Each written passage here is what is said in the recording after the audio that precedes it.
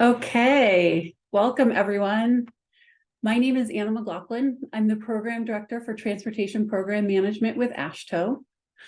I'd like to welcome you all here today to our webinar number 65 in our Transportation Asset Management webinar series, which has been sponsored by FHWA and AASHTO.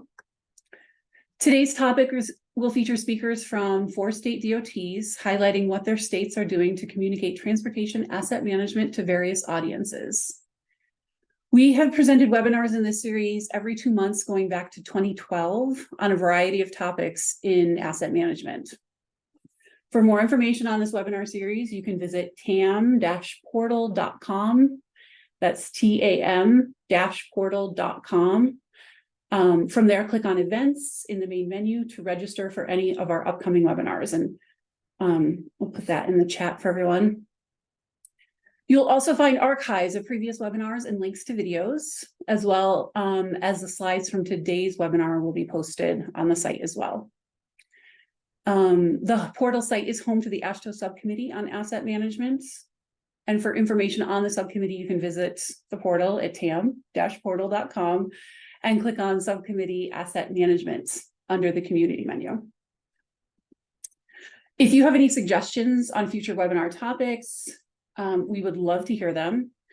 And if you have any questions for the presenters during today's webinar, please submit your comments or questions using the webinar's chat feature. We'll be doing questions during the Q&A session at the end of the webinar after all of our presenters have spoken. You already know what you're doing if you're able to do it. Perfect timing for logistics. At the end, we're going to ask audience members to unmute to ask their questions and share their thoughts during the group discussion session at the end of the webinar. Until then, if everyone could please be sure to mute your audio so that our presenters are not interrupted, we would greatly appreciate it. Thank you. That covers the logistics for today's webinar. We now have a recorded message from Tasha Clemens of FHWA, who couldn't be with us live today. So we're going to play that and get started. Good afternoon or good morning to everyone joining us today. I'm Tasha Clemens, and I represent the Transportation Asset Performance Team in the Office of Infrastructure of Federal Highway Administration. Federal Highways, in cooperation with the AASHTO Subcommittee on Asset Management, is very pleased to support and sponsor this webinar series. We feel it's a great way to bring people together around a series of important topics and to connect with the asset management community. We have a great team of speakers on the agenda today who will share their experiences communicating about transportation asset management. And with this webinar, we have reached the 65th webinar in our series. And Federal Highways Transportation Asset Performance Team, we are committed to increasing knowledge and capabilities at transportation agencies across the U.S. So I would encourage you to visit us online for more information and to gain access to available resources. The address is shown on the screen. And finally, I just want to say thank you for your participation. You will enjoy today's presentations. Now I would like to turn it over to Hyana Park of Spy Pond Partners to give an overview of today's webinar, to review today's agenda, and to introduce our speakers. Hyana? Hello, everyone. Thank you to Tasha for her message. I'm not Hyana Park. I'm Diane Gertner with Spy Pond Partners. Hyana is unable to attend the webinar today, so I will be facilitating. As Anna mentioned previously, the purpose of the webinar series is to share lessons learned, ideas, and knowledge with the asset management community. For this webinar, the primary learning objectives are to highlight what state DOTs are doing to communicate with various audiences regarding their transportation asset management programs, exchange best practices for communicating about TAM, and raise awareness about the importance of communication regarding TAM results. So this webinar series goal is to share lessons learned, ideas, and knowledge. For the agenda today, we started off by hearing from Anna and Tasha. I will now introduce our speakers before each presentation, but in brief, they are Shekhar Rabban and Trisha Stefanski from Minnesota DOT, Chris Whipple with Utah DOT, Stephanie Shippee from Connecticut DOT, and Michael Weakley, Ohio DOT, has provided a recorded presentation. And as the others have mentioned, we will have an open group discussion at the end of the presentations. Just another reminder, please submit your comments or questions using Zoom's chat feature anytime during the webinar. We'll make sure to cover them at the end. And in response to the most frequently asked question, yes, we will make the slides and video available after today's webinar on the TAM portal at tam-portal.com. One final note for the presenters to keep things moving along on schedule. I may chime in to remind you when you have a couple minutes remaining in your allotted time. The first presenter today is first presenters today are Shaker Rabban and Trisha Stefanski with Minnesota DOT. Shaker has worked for MnDOT for 8 years in areas of program management, long-range planning, and now asset management. Outside of work, Shaker loves all things outdoor, human-powered adventures and loved taking his daughter to the Boundary Waters Wilderness for the first time this summer. Trisha Stefanski is the Asset Management Program Office Manager at Minnesota Department of Transportation.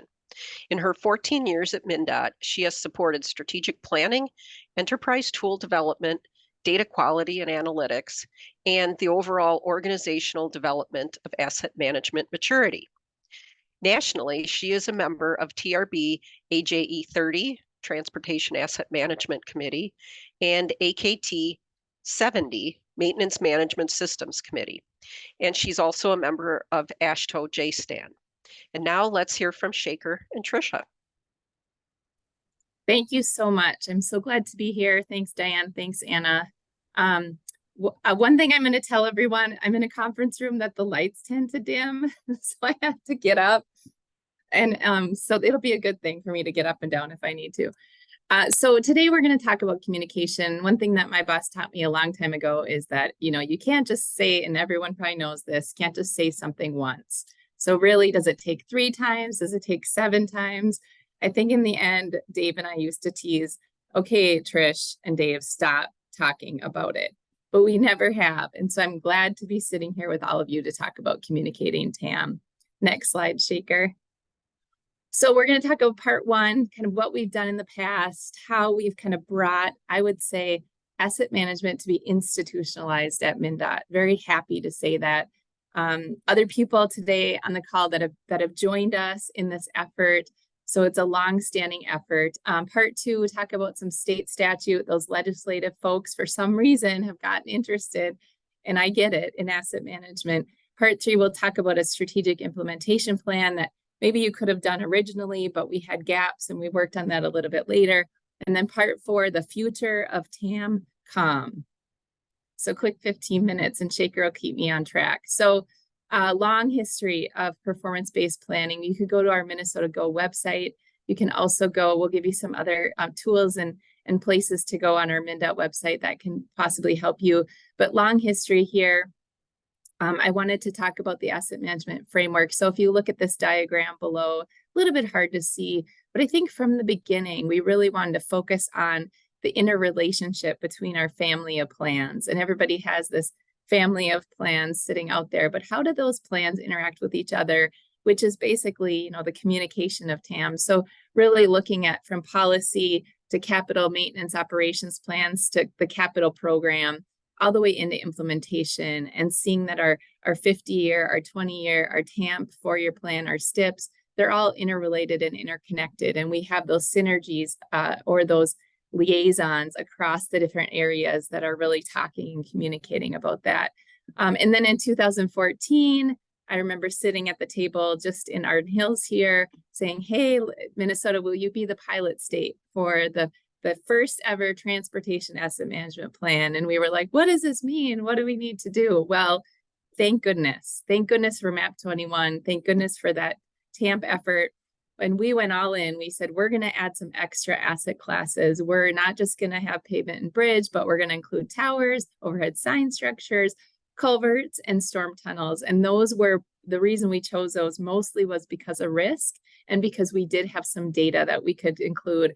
And what that did for us early on is really brought together these work groups, these great asset management experts to come together and start talking about what does asset management look like. It's not just an inventory and condition of your assets, but it's really getting to a certain maturity model. It's really looking at how you're going to manage those assets and what are you going to do and not do. And then in 2018, we added additional asset classes, buildings, which is a good asset class to add. It's quite complex, as you know. And then our ITS assets, very important assets, signal systems, and highway lighting. And also created those work groups, work groups of each of those asset classes that we have brought along with us. And then in 2013, Raystar initiated this transportation asset management system. So this was our enterprise system. You know, we had pavement, we had bridge, we've been doing great work in those systems for a long time, but this was actually pushed for by our signal systems, our electrical systems folks. So we had this Kaizen event. We looked at what do we need to do here, and lo and behold, I'm sitting here with with Fleet, and I'll tell you that I'll show you the slide here, but just how big our enterprise asset management system has become. So also here, I want to just show you SignTrack kind of came on board next, so our signing folks, and then our hydraulic folks. And as we brought in each of these systems or each of these functional areas, each of these asset expertise, again, talking TAM the whole time, saying, what do we want to see as a department? How are we going to standardize practices? Where do we want to move forward? Really important on the communication side. Next slide.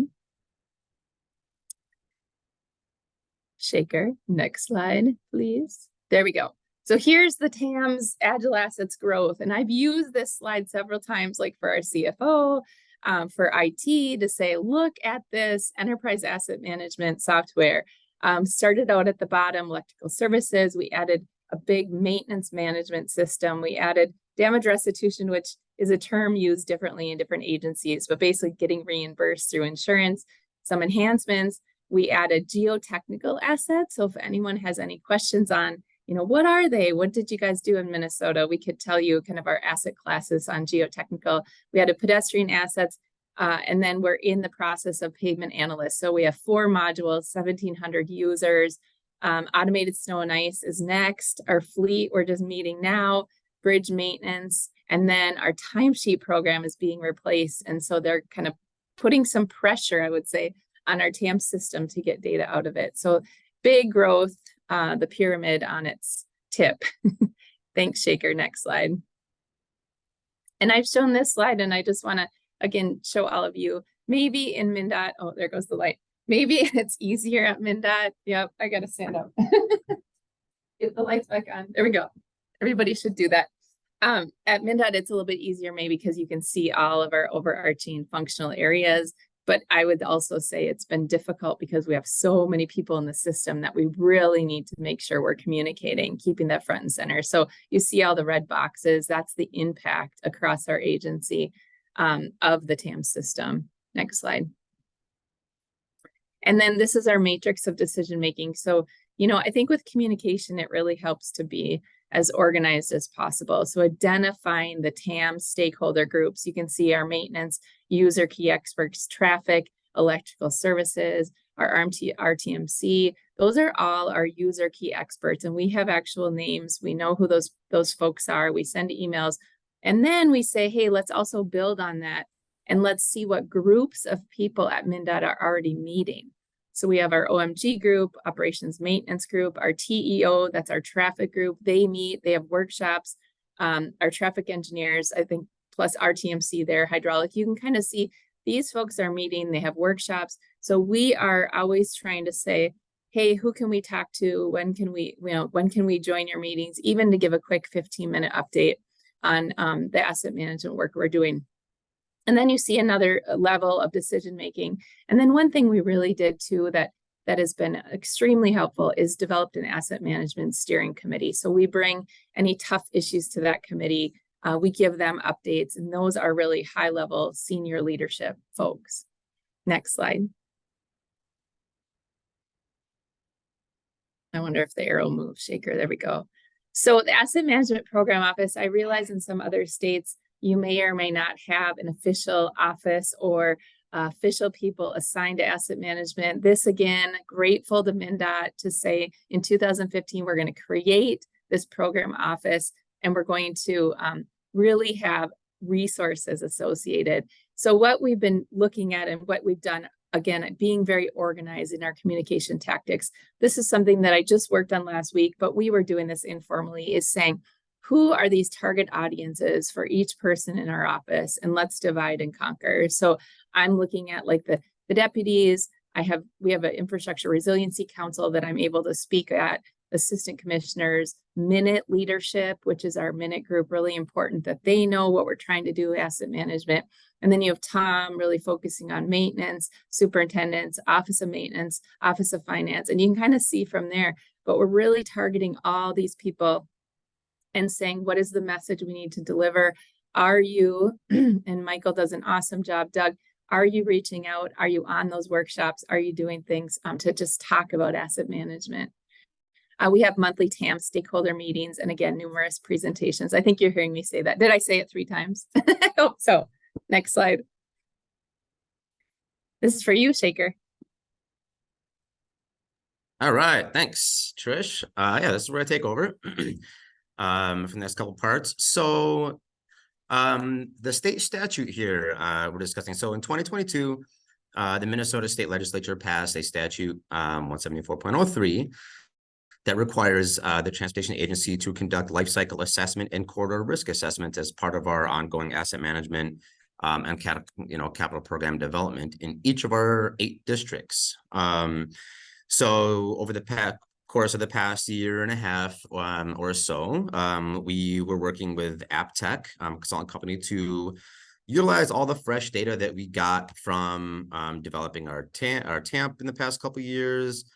A whole slew of risk related and life cycle table information that we did, and put together life cycle tables for each of our 8 districts for 6 different asset classes.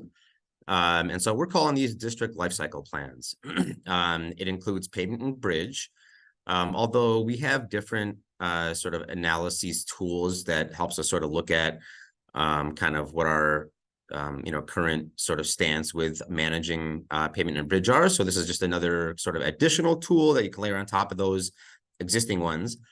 But for culverts, earth retaining structures, curb ramps, and sidewalks, we feel like this is a really powerful tool with a dynamic dashboard, and you can select, what features and what district you are, or what asset class and what district you're interested in looking at. And essentially, it's gives you a whole different kind of comparison and analysis of looking at the district's current asset trends, or current condition, 10-year projected conditions, what our performance trends are, what our maintenance and capital costs are for different maintenance and capital strategies, investment strategies for those.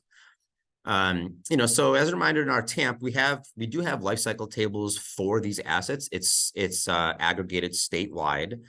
So we don't break it down by district, but this is kind of what this is intended to do, so that districts can look at them at a, use this tool to look at a more granular level at what's happening on the ground. So to give you just kind of a quick snapshot of what some of these outputs are within the tool.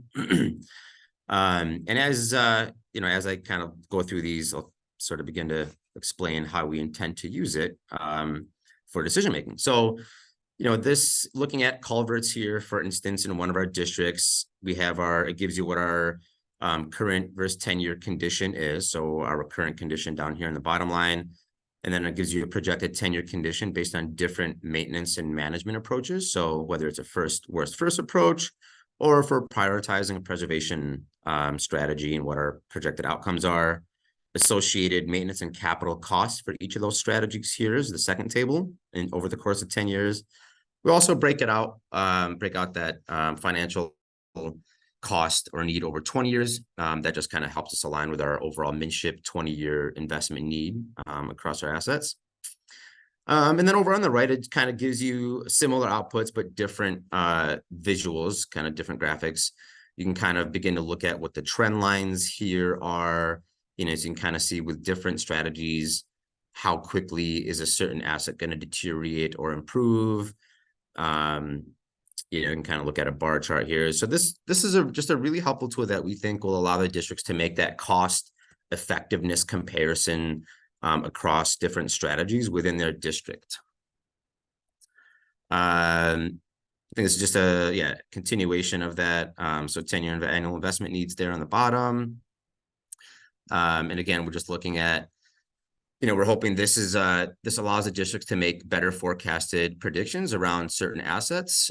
We could look at what, you know, if there's any bubbles, you know, kind of asset condition bubbles or assets that are going to quickly deteriorate within a short time frame that allow us to make more proactive programming decisions to look at how we should be going after those assets. You know, do those assets fall into our standard preservation, pavement and bridge preservation program? Can we fit those into that capital program? Do we have to structure a standalone sort of targeted program to go after these? You know, allows the districts to make those cross trade-off decisions. Oops, sorry. And again, as I said, determine the cost effectiveness of different strategies to see what is the outcome in 10 years? What am I expected to see in condition in 10 years if I do this versus this?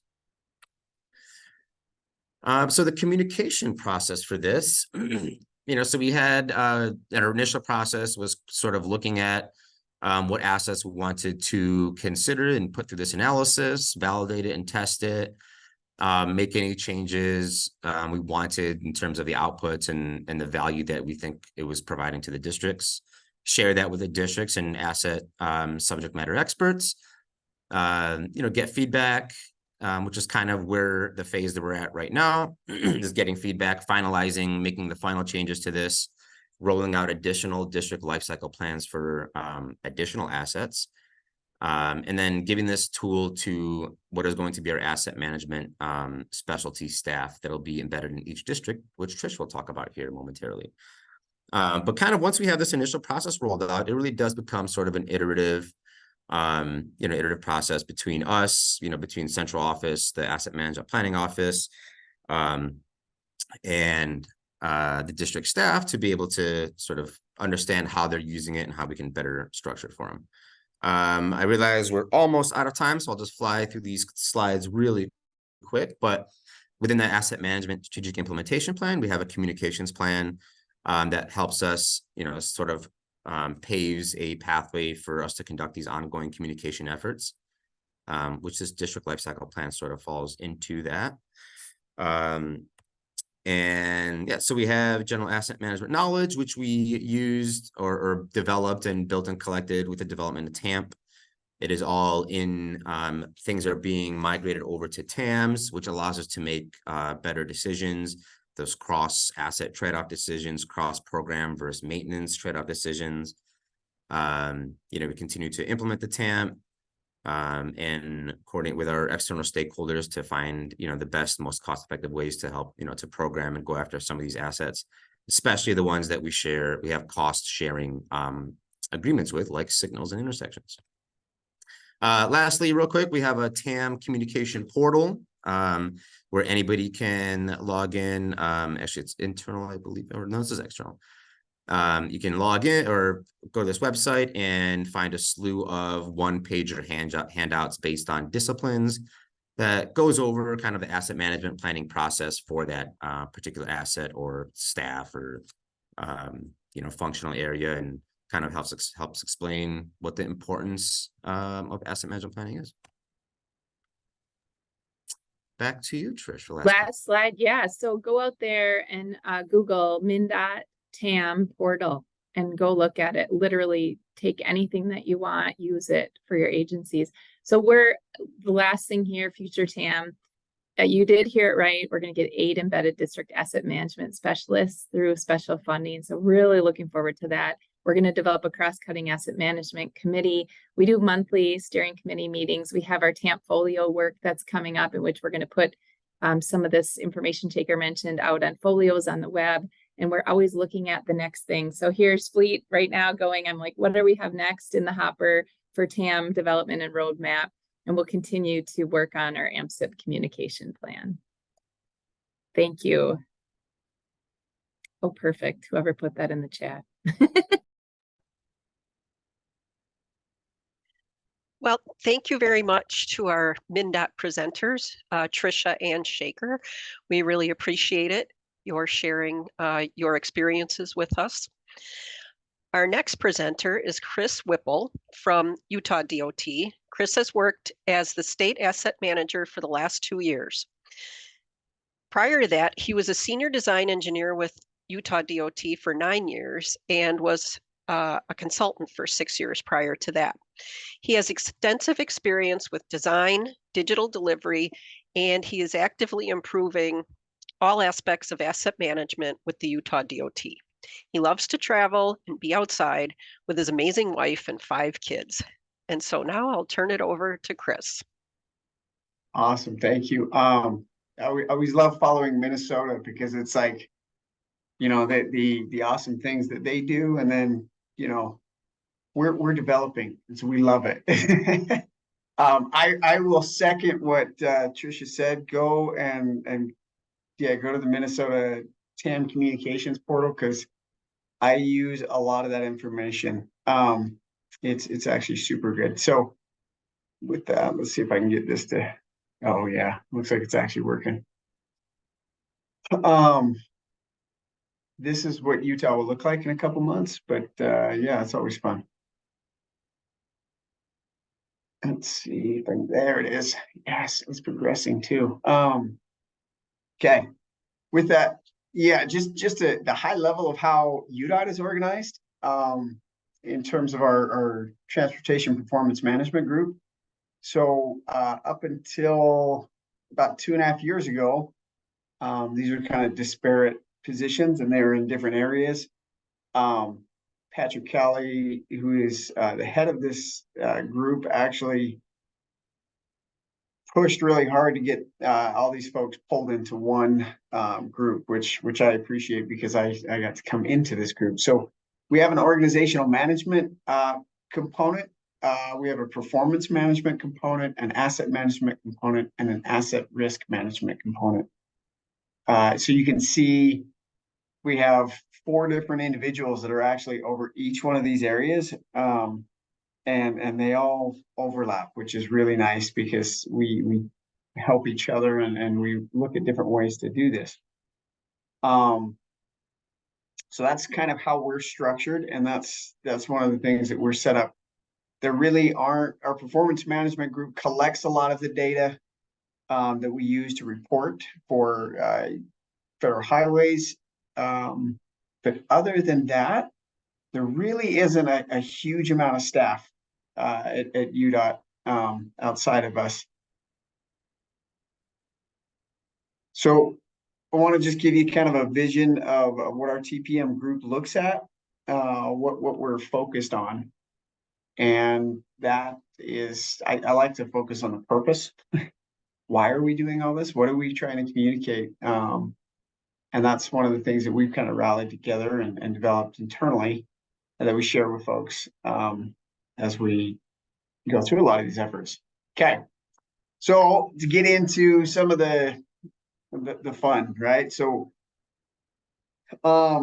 being relatively new to this process, I went and I tried to read and study and understand as much as I possibly could. I like to see what all the other DOTs are doing. And so, you know, I appreciate everyone's efforts. So this is something I started seeing some similarities, right? I started seeing that the TPM, FHWA TPM toolbox and the AASHTO TAM guide framework are very similar, and there's a lot of overlap. There's definitely some positives and challenges with each, but what I did is I took those two to help kind of structure our approach, and I combined them, which is what you see here. And yes, I use the AASHTO visualization of the framework just because that's what I use on a regular basis. The idea, right, is people, processes, and systems, and that's what I've done, is kind of melded those two together to help identify how we communicate TAM. So you'll see, right? That's kind of the focus. I'm focusing on all the other areas at any given time, and probably more so than I should. But our focus that I'm going to speak to today is our organization and people component, right? And these are kind of the three areas that we focus at: management, process integration, roles, responsibilities, and competencies, and coordination and communication. Again, you'll find those from both of those frameworks, and that's really where I kind of distilled that.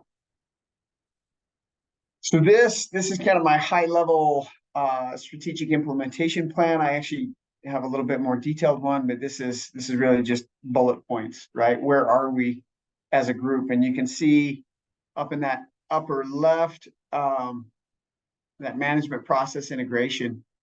That's that first element that I was discussing. So we look at the baseline here in UDOT. I established, based on my interactions with folks, I meet with our asset stewards at least once a month, depending on how often we need to collect more information or just give them updates, or help collaborate on some things. So at least once a month. And this is what I did, as I kind of pulled this all together. And I said, what are the objectives? What are we trying to do to integrate asset management and TAM in general into our culture? And so those are some of the things you can see over there in the key results. I won't dive into those, but those are some of our key results. When we talk about defining roles, responsibilities, and improving competencies, this is our baseline. You see our objectives and then our key results. And again, this was to help communicate to folks. In fact, I have a meeting here in a couple of weeks to communicate this component along with all the other components of that strategy and planning, performance, right? The processes and the systems. And so that's what we use this for. Now, this is where we kind of dive into how are we communicating that. I want to point out, you can see right there, one of the key results is we're hiring a communications firm to inform and educate at all levels.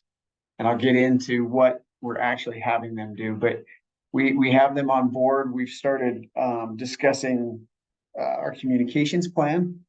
They're more or less a communications firm that is going to market TAM, which has been really helpful because they've asked a lot of questions about, not knowing how everything works. That they've gone into kind of a discovery mode to see how TAM ties to everything else, which I really appreciate. So one thing that we really focus on then, and I alluded to it, but we're going to create a common vision. I love this diagram because I feel like on the left there is where organizations in general typically live, right? We all want to do good things and we're all trying to do good things. But quite often those things conflict with each other. They pull and kind of push us in the wrong directions at times. And so it's identifying what are the vital things that we actually need to focus on. And so as an organization, our goal, or I guess as a TPM group, our goal is to help focus the efforts of all of these different groups and really come out with a more collaborative solution. So, for example, one of the things that we discovered very quickly is that digital delivery, or BIM, and asset management are critically interconnected. So we started to communicate this with our senior leadership, with our design groups, their engineers, with our maintenance crews, and we just tried to help them understand this is how this all connects. I tried to give them a centralized vision of what it is that they were doing. Another diagram that we've used to kind of convey this was how digital delivery fits into that bigger picture. I call this my wheel of fun, and this is to help us understand the importance of data governance and how we structure that data, how we connect that data, and how all those different activities are communicated. So that's one of the things that we've been really focused on. Really trying to help people understand that we're all working towards the same goal. We have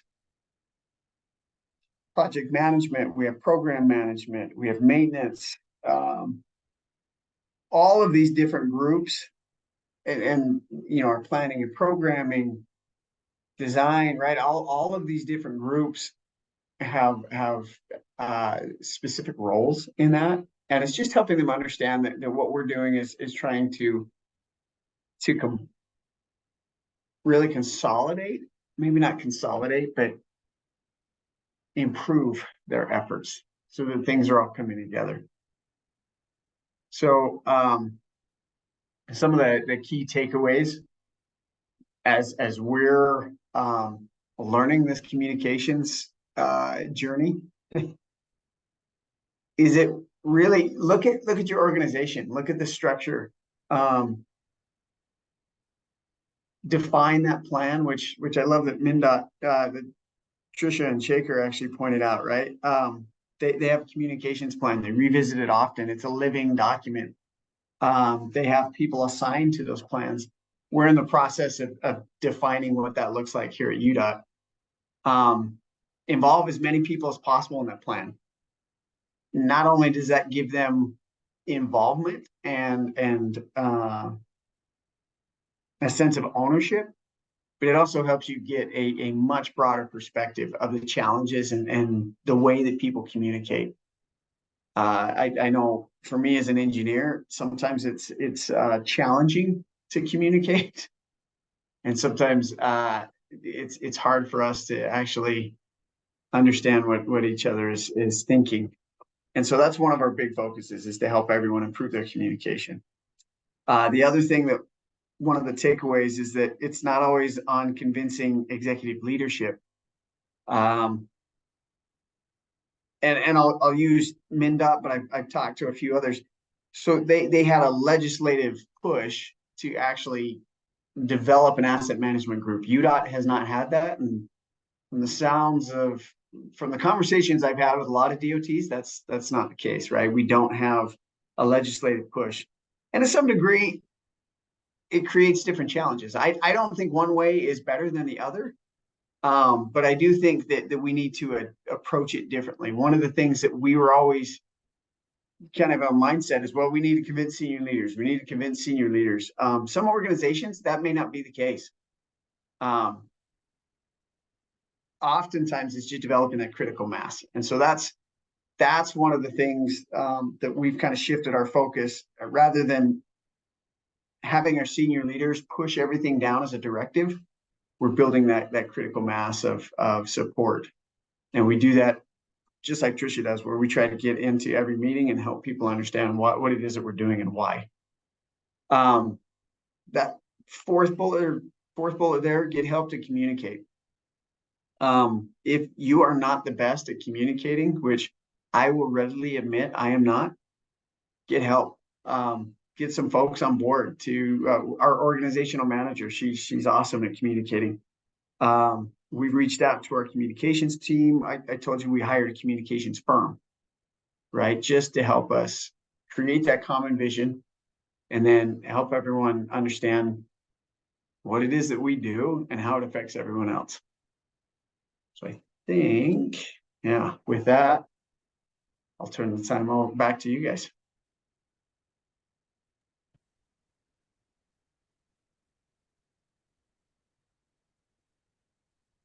Thank you, Chris. We really appreciate it. Our next presenter will be Shippee from the Connecticut Department of Transportation. Stephanie is the Transportation Supervising Engineer of the Asset Management Group at Connecticut DOT. She oversees both the highway and public transit TAM teams. She began her career at Connecticut DOT in 2016, has been with the TAM group since 2020, and in this particular role since 2022. She holds a BS in Civil Engineering from Bucknell University, She loves to spend time with her family and is particularly proud of the knowledge her preschool-age children have absorbed about stormwater drainage systems. Stephanie? All right, thank you. Hoping everyone can see my screen.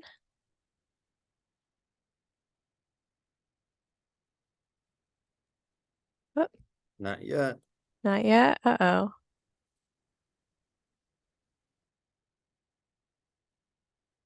How's that? Got it. Okay, well, excuse me one second. Okay, there we go. Hopefully we can still see it. Had to pull something else up. All right, so I'm Stephanie, everyone. It's nice to be here today, and I'm here to talk about Connecticut DOT's asset fact sheets, and those are something that we've really used for years and have continued to develop as one of our key methods of TAM communication. So I'll start with a little bit of history about the use of our fact sheets. So these were initially developed as the solution to the challenge, how are we going to be communicating what's inside the TAMP and in our TAM program when there's very few people that have the time or desire to read a 200-page document. And what we decided to develop instead was a 2-page, so a front and back asset fact sheet. So one for each asset in our TAMP. And we currently have 11 assets in our TAMP. So we have 11 fact sheets. So they were initially conceived as an alternative to an executive summary, and they are actually the first components of the TAMP to be finalized. So as part of the TAMP development process, the asset fact sheets really helped us focus on what the core information was we were communicating for each asset and what the data that we still needed to complete our TAMP. So we include the fact sheets as an appendix as part of our TAMP. But they're also designed to function separately as their own independent handouts, and we do update them annually. And so these fact sheets provide a high-level summary for each asset class. So they include a definition, the asset's inventory and condition, performance history, performance projections, and any targets we have, as well as the asset valuation. And we really keep a graphical focus on it. We hope that the readers are able to get the gist of the information that we're communicating without reading all the words and the numbers that are included. So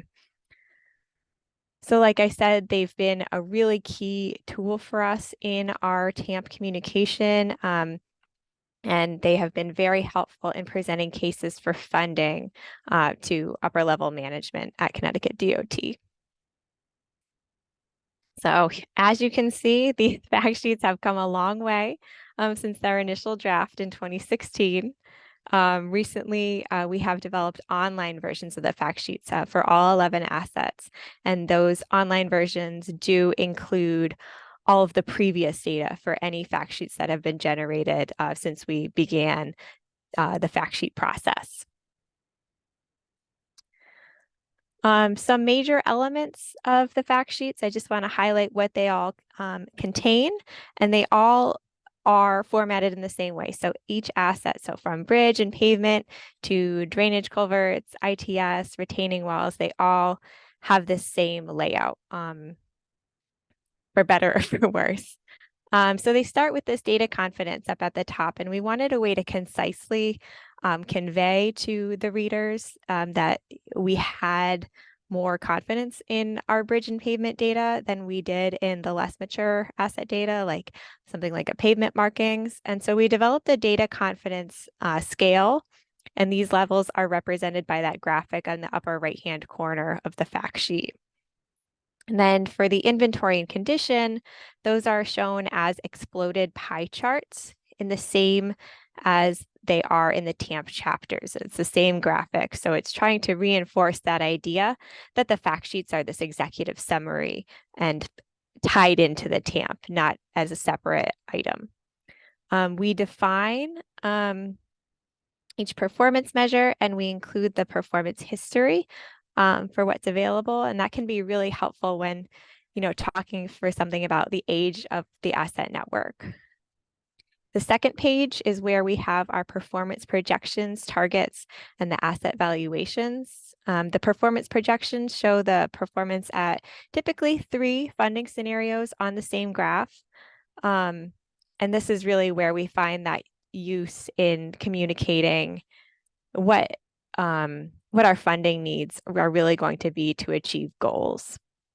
And the tables below the graphs show the data for the first 4 years of the 10-year period that's modeled. So it just breaks it out a little bit more in detail. Then we show the asset valuation methodology and total and a sidebar, and then performance goals and, if applicable, the FHWA minimum condition levels are also included on that sidebar to show where we want to be or where we have to be performance-wise. And now I'm going to transition into how we are growing into these online fact sheet formats, which is really what we've been focusing on lately. We do intend to continue updating the PDF versions in parallel with the online versions as a supplementary resource. We know that some of our audience does prefer, having something to actually hold on to and share to bring to an in-person meeting. But I know that I myself, when I'm sharing these, I most often am sharing somebody a link. So we're trying to really reflect the kind of digital world we live in the way that information is currently shared. So they contain all the same information as the PDF versions, but they do have a few key differences. Again, using the online format, we're able to make it more interactive than a simple sheet of paper. There's tooltips, buttons, you can toggle things on and off. And again, they're more easily shared. And again, with online, there's no space constraint. We were really running out of inches of paper with our paper fact sheets. And this way allows us to just have the user scroll down. We don't run out of paper online or run out of room. And in addition, we can have certain information or little disclaimers or notes hidden and then accessed via a button or pops up with a tooltip. And this allows for a greater density of information without, unnecessarily visual clutter. So it's just a more pleasing experience for the user as they're reading them. Again, I'm sure many of you have seen a presentation about Connecticut's fact sheets before. It's something that we're really proud of, and we've seen a lot of other states implement fact sheets to their own, success. Connecticut really prioritizes remaining a leader in the TAM communication space, and so we wanted to continue to grow ours and continue to innovate these fact sheets. And then finally, the online fact sheets do offer this potential for additional functions. We can do cross-asset comparisons, visualizations, cross-temporal comparisons that weren't, as easy to do with these standalone annual fact sheets. So I'll just give an overview of what this page looks like. For those of you who have been able to open up I believe the presentation was sent out. We've got the link here on the bottom if you want to check it out yourself. But the homepage of the online fact sheet site does have a thumbnail for each asset. And then clicking the thumbnail takes the user to that asset fact sheet page, or you can access the asset menu in that upper right-hand corner. You're able to see a little preview for each asset right there. And then we'll show a couple of the key features that the online fact sheets are able to provide.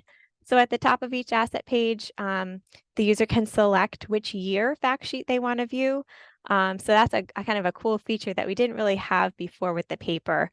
So you'll remain in place on the page. So if you scroll down to performance projections and want to see how that's changed in the past few years, you won't have to click up on the year and scroll down again. It'll keep you at the same place for easily comparing. Below the year selection buttons is a button to download the PDF fact sheet. So if you want to get the printed paper version, that's accessible right there. And then the content of the online fact sheet is all the same as the PDF. However, It's a little bit more interactive. For instance, in inventory and condition, you can use the tooltips over this donut and it will expand further information. And then the buttons below the charts can show more information and expand. So there's greater amount of data that we can include without it all being crammed in. And then further down on the page, this projections is really where it kind of gets cool in terms of what we can toggle on and off in projections. And, you know, we don't necessarily need to have 8 lines on there. You might just want to look at 1 or 2 or to compare the projections year to year. So, and we've also started, as we have this historical data, to include that in our projections graph as well and just give it more context. And, you know, use all that data that we've collected in the past couple of years. And I'll end by just highlighting some of our potential for future improvements and where we want to go from here. You know, there is so much opportunity with this online format. We'd love to add, you know, a better high-level summary on the homepage. Also additional enhancements about cross-asset visualizations, cross-time period visualizations to really be able to take a look at how our predictions have changed across time. And a couple lessons learned from this. Some of our challenges in developing these fact sheets, both paper and online, is you know, finding the right level of detail. We have a variety of audience members. We have senior leaders, we have members of the public, we have, you know, engineers who are looking to get the exact, you know, number of bridges in good condition. So we have to be mindful of how diverse our audience is with just a little bit of information we can provide. And the second is just trying to have consistent messaging across our assets. And again, bridges have a very different level of maturity than pavement markings. Third, adding multiple assets to the program with annual data updates does require time. We're updating 11 fact sheets a year. It's getting pretty busy in our office. But the final is to you know, emphasize that the fact sheets only tell part of the story, right? We aren't able to represent all the funding that's, you know, currently being spent on the asset. So we'll have the state of good repair projections, but not necessarily if maintenance is doing work on an asset or if a safety project improves the network state of good repair incidentally. That's not something that we're able to currently represent on the fact sheets. And so to sum up, distilling the complex topics on the fact sheets or from the TAMP onto fact sheets can be really valuable. We found this to be a really helpful communication tool for Connecticut. And I think a lot of states who have adopted fact sheets have found the same. And we're really excited about all of the opportunities the online fact sheets can provide. I will sum up by showing that we did find the fact sheets in action. The Connecticut Mirror had a article about drainage and flooding with all the storms that we've been having lately. And we did see that they used some of these graphics from our fact sheets in this article. So that was really cool to see it in the wild and you know, being read and applied in a very much wider audience than we had probably initially anticipated. So with that, I will close out, but thank you so much for your time. Thank you so much, Stephanie. We do have a question in the chat specifically for you from Andrew Warren. So let's take a look at that quick before we move on. Given the visual and design evolution of the fact sheets, do you have any resources you can share or mention that inspired or influenced the design and communication style for the paper or the newer online versions? That's a great question. And I will at this point credit SpyPond Partners for a lot of the work that they've helped us out with the style. But I will say that we really try to emphasize something that's clean, that's easily readable.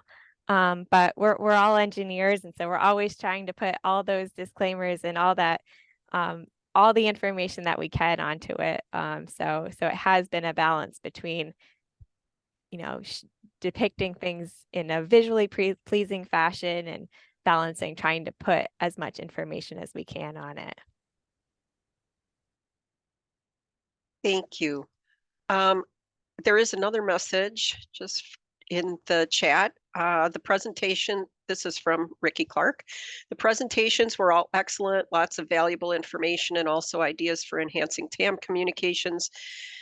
I'm wondering if any states have thought about seeking out existing opportunities in which the TAMP or TAM fact sheets can be shared with the public, recognizing that the public is a stakeholder group. I think maybe as part of a STIP or long-range transportation plan outreach, TAM could also be presented and the public could be engaged. So I would just like the speakers to think about that question for now, and we will go to our recorded presentation from Michael Weakley from the Ohio DOT. And Michael is the Transportation Asset Management Program Manager in the Office of Data Governance at the Ohio DOT. He has been with ODOT for 7 years and has over 10 years of experience in the asset management and GIS industries. He earned his BA in Geography with a minor in City and Regional Planning from The Ohio State University. And so if we could go ahead and play the video of Michael's presentation, that would be great. And then our other speakers, again, think about the question that's in the meeting chat and we can address that after this video. My name is Michael Weakley. I am with Ohio DOT. I am the Transportation Asset Management Program Manager here. And today I'm going to go through how we communicate asset management here at ODOT.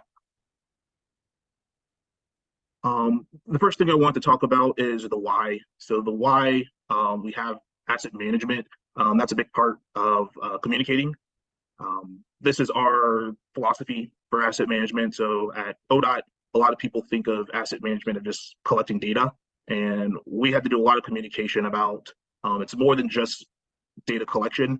Yes, we do collect pavement, PCR, bridge data, guardrail data, but it's for a bigger picture. So one of the things that we had to do is the education across ODOT, but was also re-educating ourselves and our team with my supervisor of what the why we do asset management. So part of it was recreating a mission statement, recreating our vision, and also recreating our goals of asset management. So that was one of the first things we did. And then from there, that's when we started to communicate that message across the agency. One thing that we did was to communicate with asset management. Just one of the first things was some updates to our website. Generally, anything that has to do with asset management was everywhere, different sites across ODOT. We have a SharePoint website. We now have an asset management one, and anything and everything that has to do with asset management is on this website. So I have a screenshot of it here. And on the left, that brings you different pages with anything that has to do with asset management. So our asset management leadership team meetings, our collector program, which is where our data collectors collect assets, etc. And this is a good landing page for anyone that they first started ODOT, or they're getting into data collection, or they're getting into data analytics on asset data, to just give that background of what asset management is, and also that mission and the goals and why we do asset management. So that was one of our first steps before we started doing our communication. Another thing that we did was a communication plan. At first, this was overwhelming, trying to think about who and how we communicate asset management to, but this was actually a really good exercise for our internal team to start thinking about how we communicate. So depending on your audience, you're going to be communicating, you'll have different communication styles or different deliverables to them. So the way that you communicate asset management to our assistant director will be different than how we communicate it to a field worker. So we started creating communication plan. At first, actually started out with just our stakeholders, who are the people that we need to communicate with. And then from there, we started kind of fitting in, okay, well, how do we communicate this? And this is where our final communication plan landed. Is on the left, we have our, what it is that we're communicating. And then it goes to, what's the objective of that communication? Who's our audience? What frequency? You don't need to meet with everyone every month, but what frequency is that communication? It doesn't have to be a meeting, or can it just be an email? So this is how we started with how we're going to communicate. One thing that came from that communication plan is a newsletter. So this is an office newsletter. We're in the Office of Data Governance, but as part of this newsletter, there is going to be a transportation asset management program section on each one.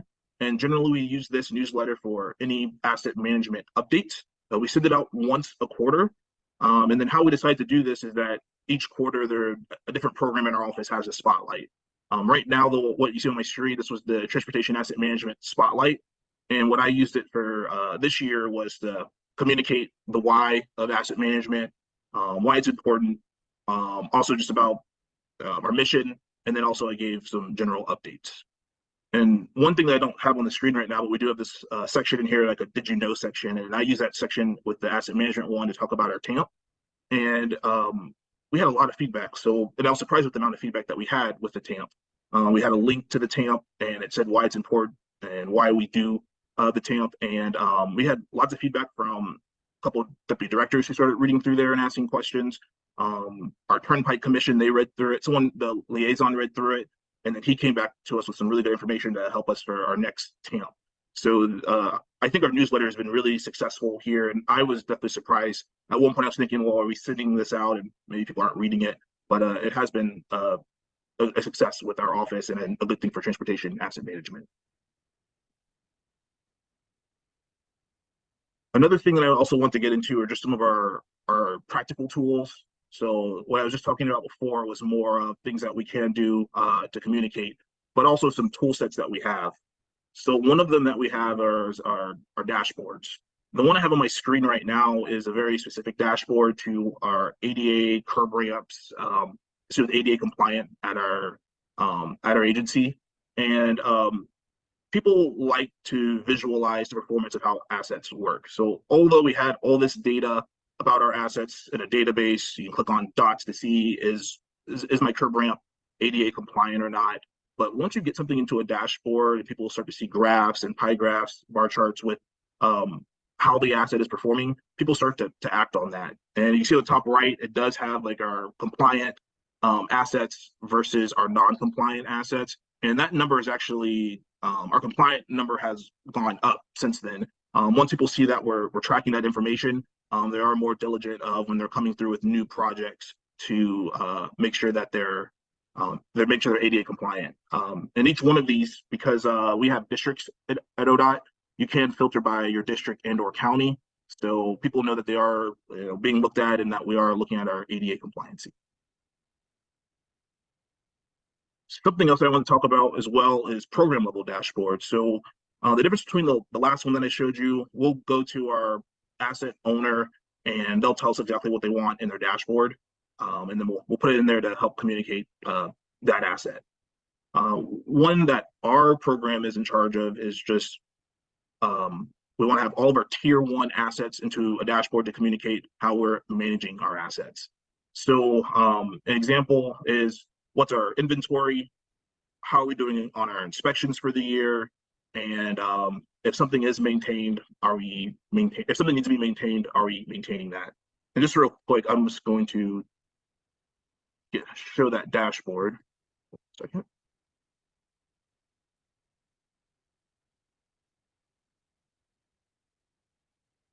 So here's an example of that dashboard. So we have an inventory numbers for all of our tier 1 assets. It does refresh automatically every morning. And as I mentioned, because of the way that ODOT is set up with our districts and counties, you can filter by district and county. So if you're a District 2 worker and you're interested in District 2 information, you can click it and then all the information updates based on that, that district of that filter. So we have our inventory information, and not just how many we have, but how many have been added this year. And we're careful to put in here added because the number goes up doesn't necessarily mean it's being installed this year, but it is, people are inventorying it. So we know that people are actively working on some of our assets or some other ones they might not be actively working on. We also track our inspections as well.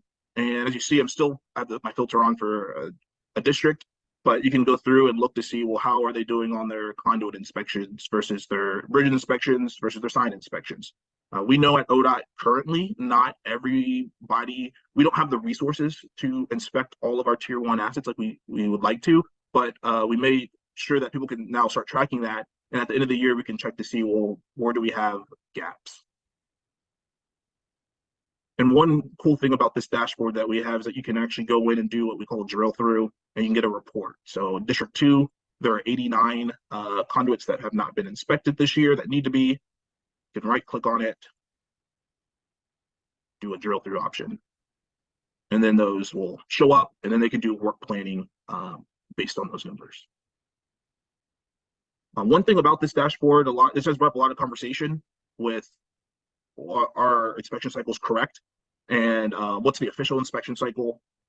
Is something overdue versus due? If it was just installed this year, how long do we have to inspect it? So it's been a really good tool to start tracking that performance. And to do these dashboards, we didn't create any new data. All this data already existed, but we just tried to put everything into one place. And lastly, on this dashboard, we do track condition as well. And same thing with every tier 1 asset. You can then filter by your district or county if needed, and you can track to see how are your assets performing. This is one thing we have for all of our tier 1 assets, and people like this as well because they can quickly look and see where they need to do work and help them do their work planning. And once we pushed this out about 6 months ago, people started using this dashboard. But one thing that we heard from the central office, especially from our assistant director, is, he said it's a great dashboard, but he doesn't have time to click through each one of these and look at each district. He wants an easy way to view this information that's on here, but to see it in a PDF. And real quickly, I will show that. So that's a new report that we're working on, and it uses all the same data that's in that other dashboard, but it just gives it into a PDF format. So you can look at our tier 1 assets. We haven't finished this one yet, but you actually could look to see, well, how is each district doing on their bridges? And then we can compare them. Where do we have our gaps? We need more resources. What's overdue? That also was not in our last our dashboard, but now we're actually tracking what's overdue versus just due by the end of this year, and then what's our condition scores as well. And then also a big part of this is also the preventative maintenance.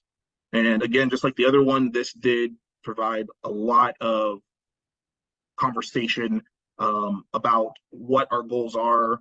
Is data being input correctly to be able to make these reports? So far, I think this is a success just from people are now starting to talk about these reports at ODOT. We do tell them that it is a work in progress, but with that being said, our numbers might not be perfect right now, but if you let us know that something's not right, that you shouldn't have this many overdue bridges, let us know. Let's look at the data, then we can see where the gap is. Maybe our query's wrong, maybe there's something that not being input into the data set correctly. But we just wanted to start getting this report out there. And it's interesting that once you start getting numbers from the board, you do start seeing action from our boots on the grounds that are actually doing this work, and then also the work planning. And then with that, I just have a couple of slides here. Our office didn't make these dashboards, but our Office of Transportation Economic Development, they do our critical success factors. So they also create dashboards based off of bridge numbers. So here's an example of one of those. And with that is how we communicate asset management at ODOT. And if you guys have any questions, you can contact me. My information's on the screen here, or you can also go to our website, and my contact information is there as well. All right, thanks everyone. Okay, well, thanks very much to Michael for being able to participate via recording his session. As you noticed, he does have his email address on the last slide.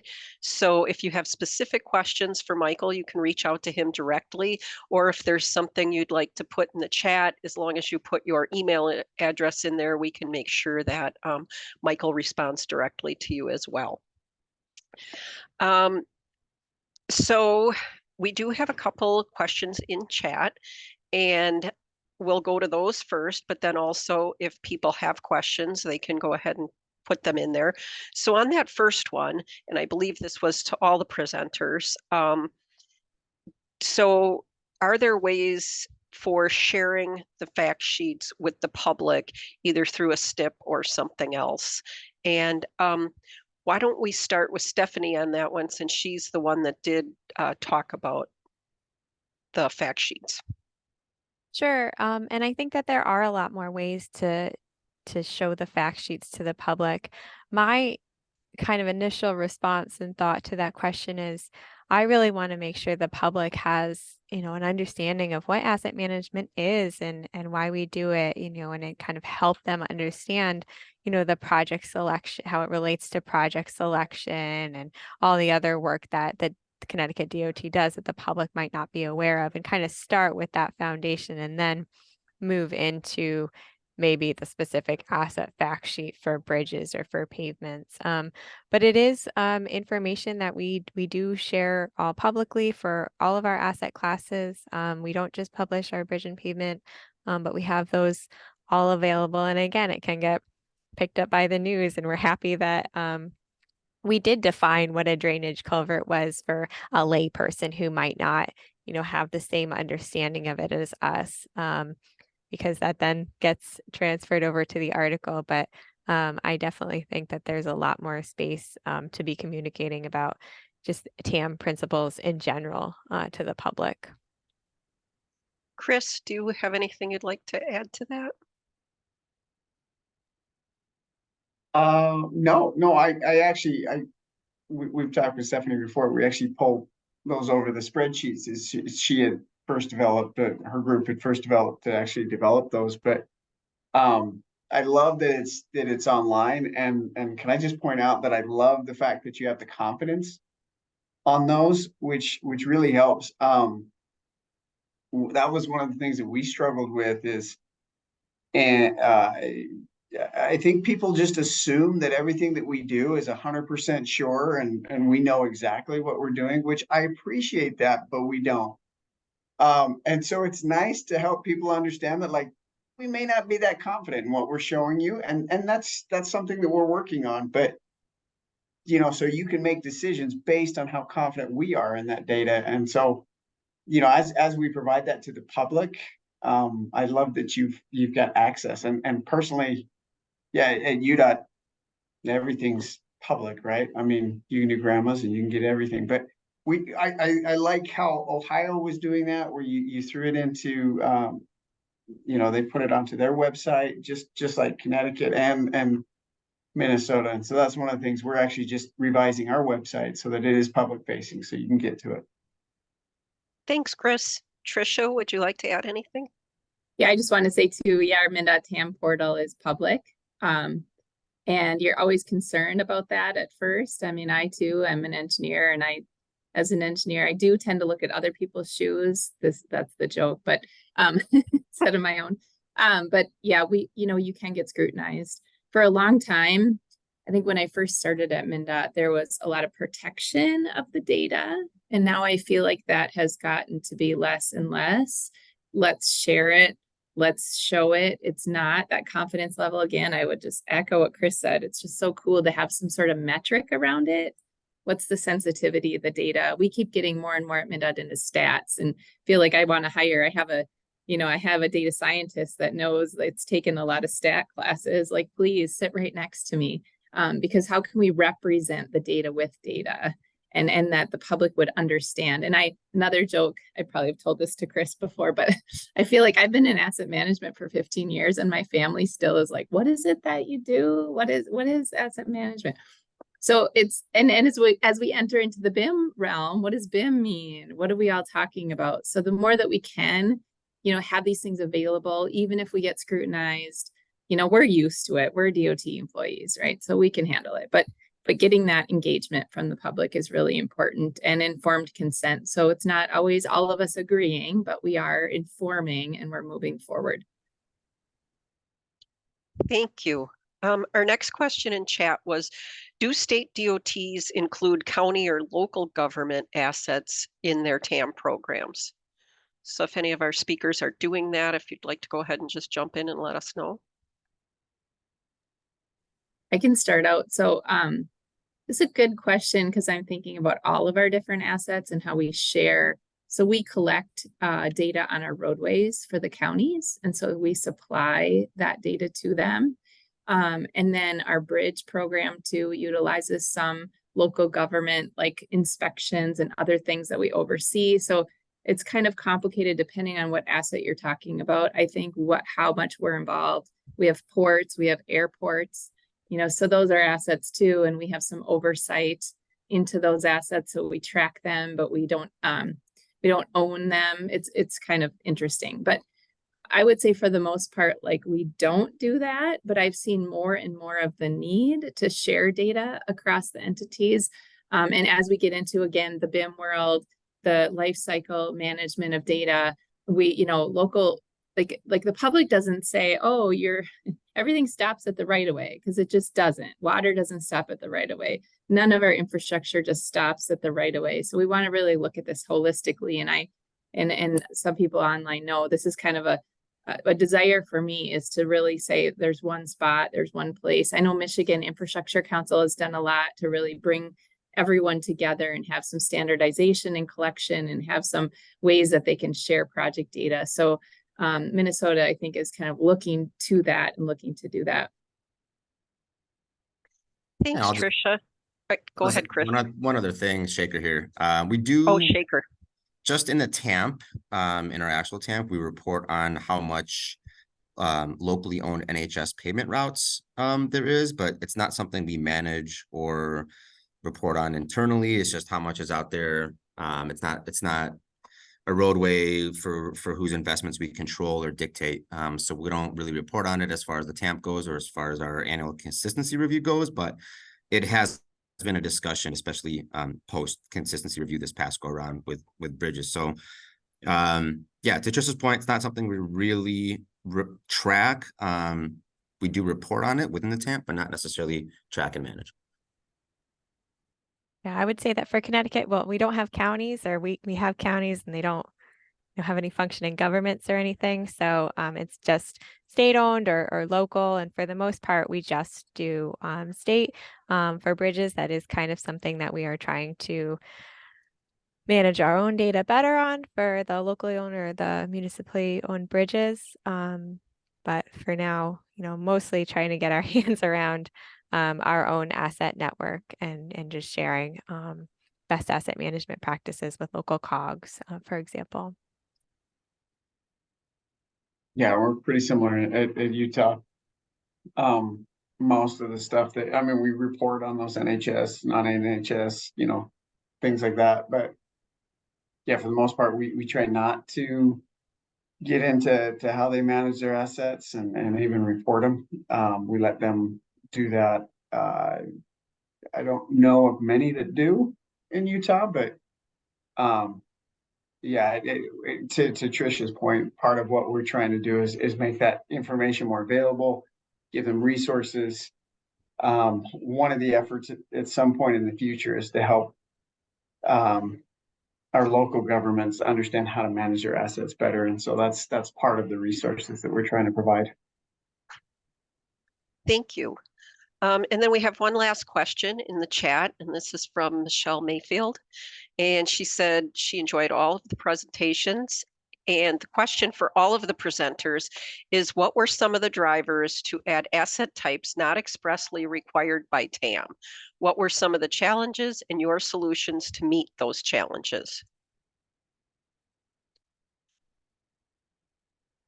So, Trisha, would you like to address that? This is such a good one, because there's so many things going on in my head. Back in 2014, when we decided, let's add additional asset classes, how did that conversation go? And then what have we kind of talked about since then? So that's the TAMP. I don't know if does it say TAM or TAMP, which are two different things. I think we all know pavement and bridge, takes center stage, usually bread and butter wise, asset value wise. But we also understand that there's so many risks to not doing ancillary asset management. Like, we need to manage our signal systems. We need to manage our markings. We need to manage our signs for safety. So lots of reasons why you want to manage those assets. But in the TAMP, we decided to choose the assets that we said had the largest risk of failure. That's why we chose our overhead sign structures. We were seeing some failures in other states on overhead sign structures, depending on the type. And then our culverts. So when you see, we get a big flood and our culvert is going to fail, it's really going to impact a lot of traffic. We're going to have to detour people. So those were reasons why we chose those assets within our TAMP. We also said, do we have the data? Can we take and kind of get some of this data together? Can we show that we have asset inventory condition? You know, can we look at investments? Can we do life cycle planning? If you have zero data, it's about impossible. You know, if you have 50, 60, 70% of your data, that's okay. Like you can still do it. So those were the initial reasons. But then I remember in 2018, should we add even more asset classes? And how much time do we have to do that? If you get too spread out, too thin, you know, you're not doing things well. So really, can we do it? And we brought those asset groups together. And I feel like at MnDOT, we started a long time ago with GPSing, with getting these asset classes built up. And we have quite a robust, I would say, system of ancillary assets. And I do hang my hat on that and enjoy that topic. But risk, I really think risk drives it. And I really think also, you know, and Chris has heard me say this, Chris and I have spent a lot of time together lately. What do we need at the end of this? What are we looking for as the outcome? What decisions are we making that we need this data and we need these asset classes to be mature? So risk, resiliency, and then what are you looking for to make better decisions? And that's what drove us, I think, to include these assets. To quickly add on that, and I think that we, you know, have a lot of the same reasoning with Connecticut and adding our assets. And I will say for something like drainage culverts, that was something that we're seeing a lot of failing, you know, 60, 70-year-old corrugated metal pipes. And it's just, you know, we're seeing these emergency projects, and it's something that was a known issue, but we really didn't have that data. And part of bringing it formally into our asset program kind of allowed us to push getting this data. You know, we still only have about half of the drainage network even mapped and maybe 10% inspected, but being able to have a fact sheet and say, this is where we were last year, this is where we are this year, and really put these numbers on this, you know, amorphous, easy to, you know, understand problem, but put numbers on that and say, this isn't perfect, it's not nearly complete, but we're working towards it. And just to have somewhere to start from. So, yeah, I have a lot of thoughts on this one too. So we followed a lot of what Minnesota did in breaking up. So we have tiers at UDOT. We have tiers 1, 2, and 3. The challenge that we have is those were based on different kind of risk. I would call it a little more subjective risk. And so we've started to kind of refine that by asset. And so we have all of our assets listed. And then we went through with each one of the asset stewards and we said, okay, we started with risk. We started with the maintenance management approach. You know, is this a condition based? Is it interval based? Sorry, we call it interval, not cycle. And or is this reactive? And so we asked them for each one of these assets. And then we really dove into that. When you said you need to get condition for each one of these, or you need to know performance of each one of these, why? What do you need it for? And then it simultaneously, we did kind of a risk assessment for each one of those. If this were to fail, you know, what's the impact on the likelihood? And is that a statewide impact? We looked at safety impacts, environmental impacts, financial impacts, operational impacts, and there's one other that's a little more amorphous, right? But we looked at all of those, and then we said, what data do we have available, right? To what Trisha just said. We said what's out there and what can we get readily, and if we don't have it, what would it cost for us to get in terms of time and resources, and does it justify the return? And so we kind of took that into account with the value of the asset. So there's a lot of different factors. And so we manage a lot of those, but if you're talking about the TAMP itself, like our actual report, we only put our tier 1 assets. But in terms of what we're managing, yeah, we looked at all of them, and then we said, which are the ones that we really need to focus on? And it was based on risk, availability of data, and then the actual cost of that asset. And so that's one of the things that we've done. And we're still in the process. I mean, it's not like, I mean, to Stephanie's point, yeah, we don't know where all our culverts are. We have no money. Nobody said, yes, go ahead and take care of culverts.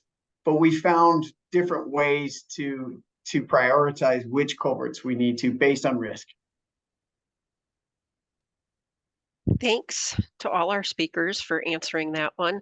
And Stephanie, there is another one that's just directed to you, is if you could share the name of the tool that was used to develop the online asset fact sheets.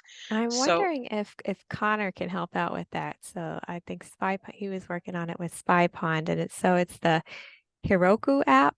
Is that correct? Yeah, thanks, Stephanie. It's a Heroku app, is where it's deployed, and then it's just a Django web app with like bokeh. I think bokeh is how you pronounce the like plotting graphical library that we use, but it's all deployed on Heroku. Yeah.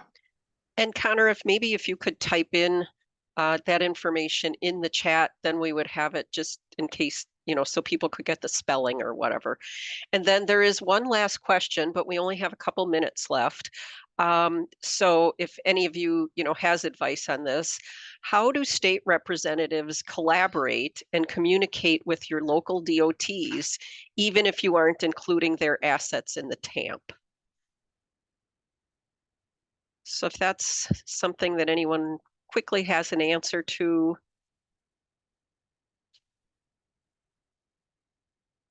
Well, in Minnesota, we have it in state statute. So state statute says that we're going to collect and inventory certain asset classes. So we have to respond in a legislative report every year and talk about our performance measures, what we're doing on the enterprise asset management side. So kind of another way to discuss TAM and ancillary assets and pavement and bridge as well. So we have that. And we have a infrastructure advisory task force right now that I'm involved in. I go to the Capitol every 2 weeks and sit with representatives, and they're very interested in asset management and in resiliency. So I don't think it's going to go away anytime soon. Thanks. Stephanie or Chris, do you want to add anything to that, or? No, ours is really just however we reach out to each one of those. Usually it's them coming to us. We have it available. We haven't made a concerted effort to sit down with each one of them yet. Okay. Well, I think that wraps up our Q&A for today. Anna, is there anything that you'd like to add before we sign off? Yeah, I just wanted to really say thank you, Stephanie and Chris and Trisha and Shaker, for presenting today. I think this information sharing is helpful to the whole community, and we're looking forward to having more of these webinars.